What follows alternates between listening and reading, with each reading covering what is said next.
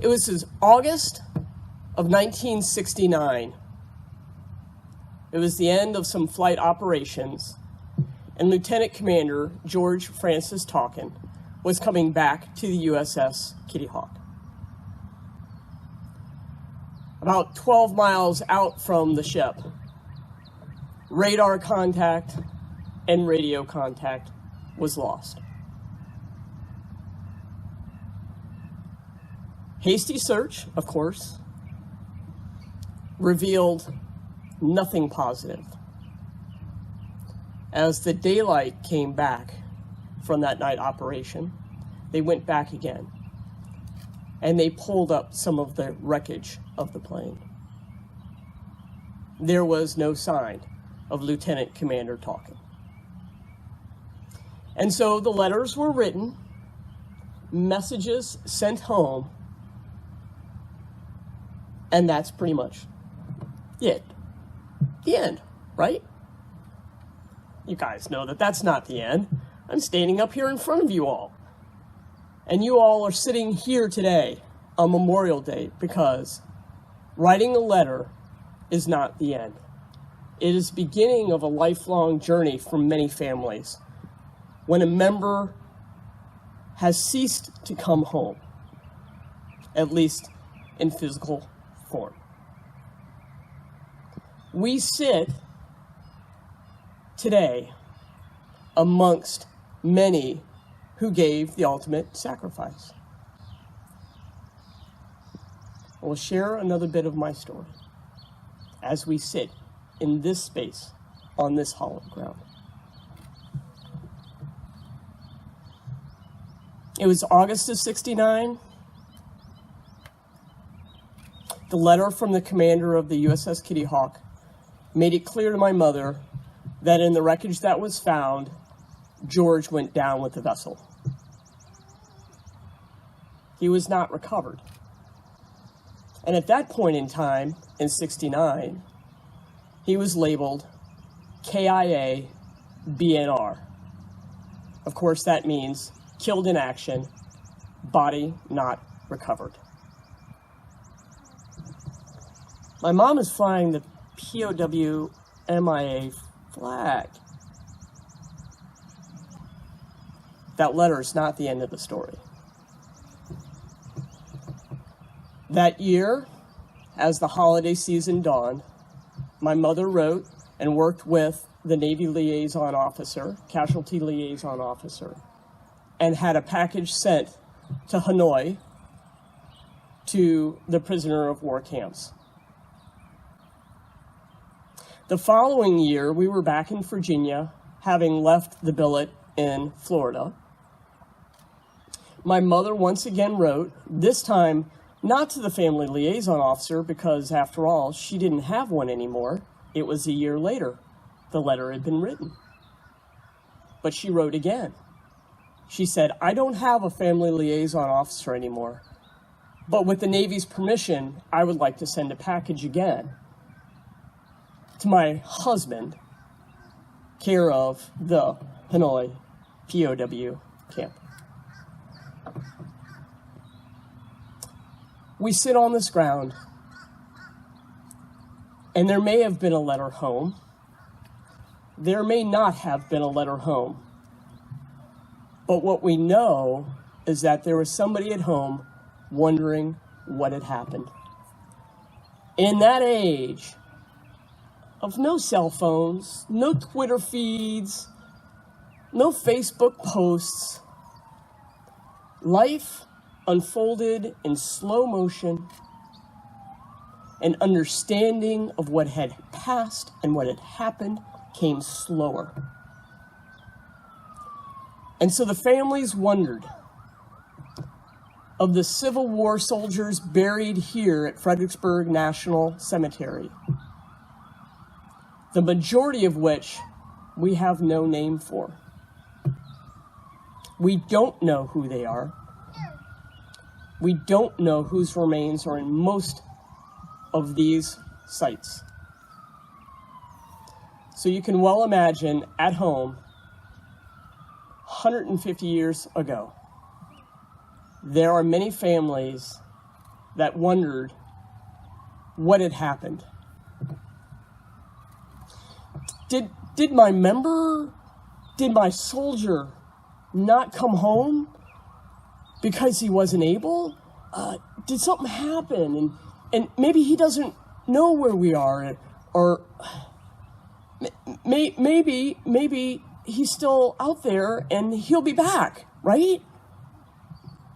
And time would tell that he wouldn't come back, that there would be an empty chair at the table for years and years. That uncertainty is a guiding force for many families. And that uncertainty starts with the day you take the oath of office and become inducted as a service member in the uniformed services of the United States of America. The uncertainty about each day of service and whether or not that service will bring you home or not.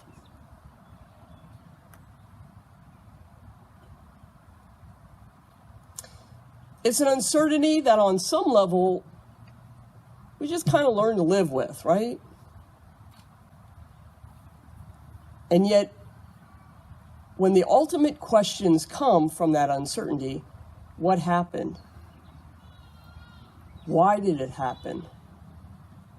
Will I ever know what really happened? It's hard.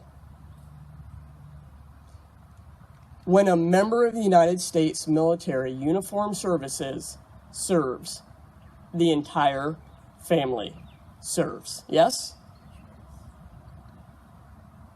The entire family serves. So when we remember Memorial Day, we think ultimately of those who died in service. And I think that part of the message today is that there are those who live in service. And we think of those who live in service as those members who took the oath. And we need to remember that those who serve are those who are the family members and the loved ones of those who took the oath. Because we all serve.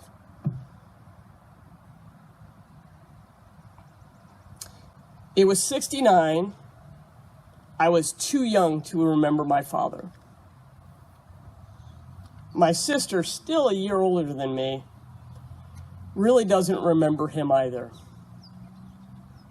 As we got older and we got to hear stories about my dad, turns out, apparently, I got a little bit of a wild streak. But I come by it honestly. Apparently, I get that from my dad. Because he wasn't only a Navy pilot, one of those crazy people who flies planes on and off a football field in the middle of the rocking ocean. What is up with that? But he was a test pilot, and he instructed other pilots to fly as well. So to all of the National Park Service people that I've worked with through the years and all the community members, just remember, it's not my fault, it's my dad's fault. Okay. So I don't remember my father, and my sister doesn't remember my father. My brother remembers my father, at least a little bit. He thinks he does. And as we started to hear stories about my dad, and we'd every once in a while get a email from somebody, or we'd find a post on the virtual wall that would talk about my father. My sister sent me an email one time and she said, I really wish I knew him. He sounded like a really cool guy. There's some uncertainty about how we would have been as a family. On some level, I guess we get to paint our picture to decide what it is, who we are, and how we would have been. We don't know what happened with the families of those who served and are interned here at Fredericksburg National Cemetery. We do know that there were some lives that went on, and that there was uncertainty in those lives as they went on. We do know that there was a sense of loss, and that there was some questioning about what happened.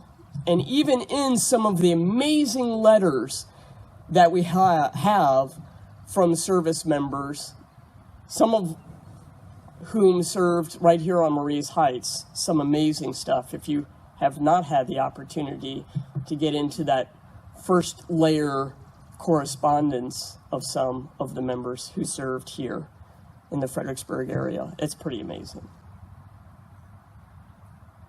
And so we remember. That's what historians do, right, Greg? There are storytellers, and they go back and they remember the stories. Because ultimately, they're really important. And for me and my family, those stories help to say who we are. And help to tell me about my dad, and that my crazy streak comes natural. Good to know.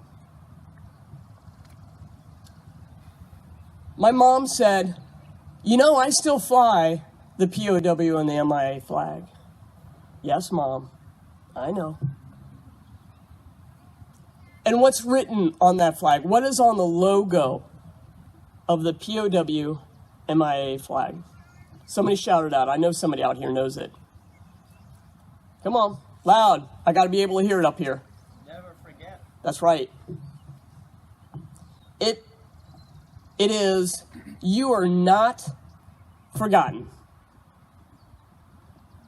You are not forgotten. In the midst of the uncertainty of those who are lost, in this hallowed ground, those that are unnamed, we can still say, you are not forgotten. As you take the time to be here today, and each time you're in a national cemetery, amongst those who has served, and we know what that means now, it's not just the uniformed member. You can be holding in your heart and in your head, you are not forgotten.